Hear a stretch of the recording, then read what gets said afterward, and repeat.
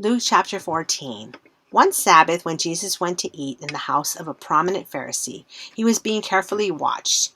There in front of him was a man suffering from abnormal swelling of his body.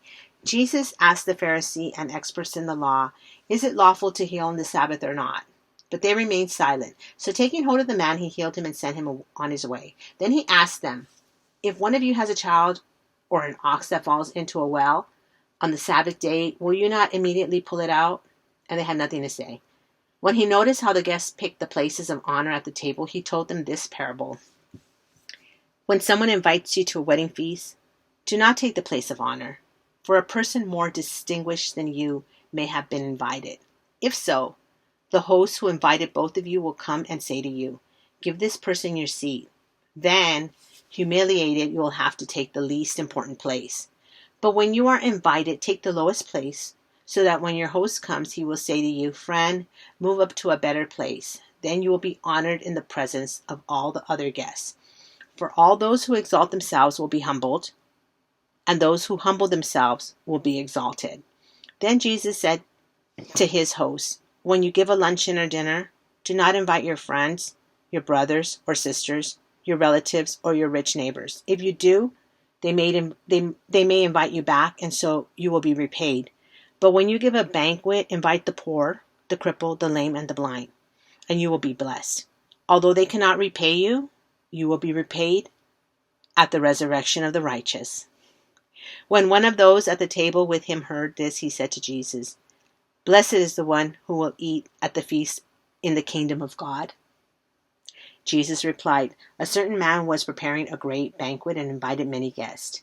At that time of the banquet, he sent his servant to tell those who had been invited, 'Come, for everything is now ready.' But they all alike began to make excuses. The first said, 'I've just bought a field and I must go and see it. Please excuse me.' Another said, 'I've just bought 5 yoke of oxen and I'm on my way to try them out. Please excuse me.' Still another said, 'I just got married, so I can't come.' The servant came back and reported this to his master. Then the owner of the house became angry and ordered his servant, 'Go out quickly into the streets and alleys of the town and bring in the poor, the crippled, the blind, and the lame.' 'Sir,' the servant said, 'what you ordered has been done, but there is still room.' Then the master told his servant, 'Go out to the roads and country lanes and compel them to come in, so that my house will be full. I tell you, not one of those who were invited will get a taste of my banquet.'" Large crowds were traveling with Jesus, and turning to them, he said, "If anyone comes to me and does not hate father and mother, wife and children, brothers and sisters, yes, even their own life, such a person cannot be my disciple.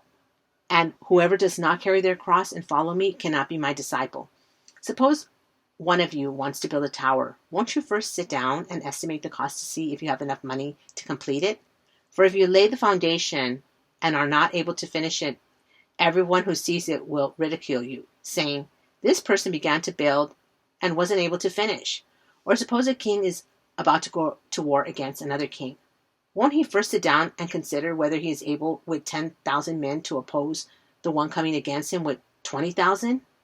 If he's not able, he will send a delegation while the other is still a long way off and will ask for terms of peace.